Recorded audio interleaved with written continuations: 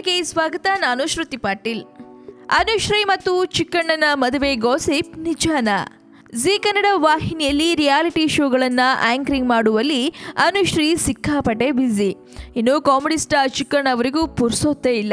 ಹೀಗಿರುವಾಗಲೇ ಇಬ್ಬರ ಬಗ್ಗೆ ಗಾಂಧಿನಗರದಲ್ಲಿ ಗುಸುಗುಸು ಟಾಕ್ ಒಂದು ಕೇಳಿಬರ್ತಾ ಇದೆ.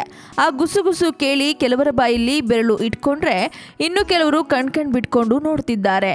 ಅಂಥದ್ದೇನಪ್ಪ ಮಾತು ಅಂತೀರಾ? ಹೇಳ್ಬಿಡ್ತೀವಿ ಕೇಳಿ.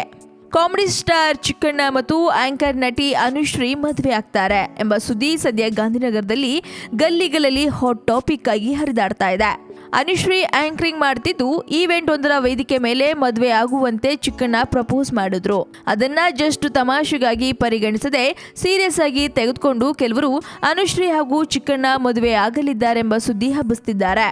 ಅಂದ್ಹಾಗೆ ಈಗಾಗಲೇ ಈ ಸುದ್ದಿ ಅನುಶ್ರೀ ಕಿವಿಗೂ ಬಿದ್ದಿದೆ. ಅದನ್ನ ಕೇಳಿ ಅನುಶ್ರೀ ಕಿಲ ಅಂತ ನಕ್ಬಿಟ್ಟು ಸುಮ್ಮನಾದ್ರು.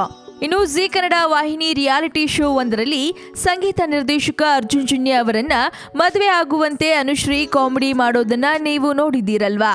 ಸೇಮ್ ಟು ಸೇಮ್ ಅದೇ ರೀತಿ ಚಿಕ್ಕಣ್ಣನ ವಿಚಾರದಲ್ಲೂ ತಮಾಷೆ ನಡೆದಿದೆ ಅಷ್ಟೇ. ಸಿನಿಮಾ ಕಾರ್ಯಕ್ರಮ ಒಂದರ ಇವೆಂಟ್ನಲ್ಲಿ ವೇದಿಕೆ ಮೇಲೆ ಚಿಕ್ಕಣ್ಣ ಅವರಿಗೆ ಸುದೀಪ್ ಹುಡುಗಿಗೆ ಹೇಗೆ ಪ್ರಪೋಸ್ ಮಾಡ್ತೀಯಾ ತೋರ್ಸು ಎಂದ್ರು. ಆಗ ಅಲ್ಲೇ ವೇದಿಕೆ ಮೇಲೆ ನಿಂತಿದ್ದ ಅನುಶ್ರೀಗೆ ಚಿಕ್ಕಣ್ಣ ಪ್ರಪೋಸ್ ಮಾಡಿ ತೋರಿಸಿದ್ರು. ಅಲ್ಲಿಂದಲೇ ಈ ಗುಸುಗುಸು ಟಾಕ್ ಶುರುವಾಗಿದೆ.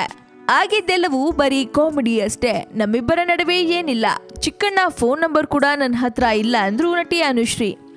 ಮತ್ತಷ್ಟು ತಾಜಾ ಸುದ್ದಿಗಾಗಿ ಸಬ್ಸ್ಕ್ರೈಬ್ ಮಾಡಿ ಫಿಲ್ಮಿ ಬೀಟ್ ಕನ್ನಡ. ಹಾಗೆ ಈ ವಿಡಿಯೋ ನಿಮಗೆ ಇಷ್ಟವಾದಲ್ಲಿ ಲೈಕ್ ಮಾಡಿ, ಶೇರ್ ಮಾಡಿ ಆ್ಯಂಡ್ ಸಬ್ಸ್ಕ್ರೈಬ್ ಮಾಡಿ.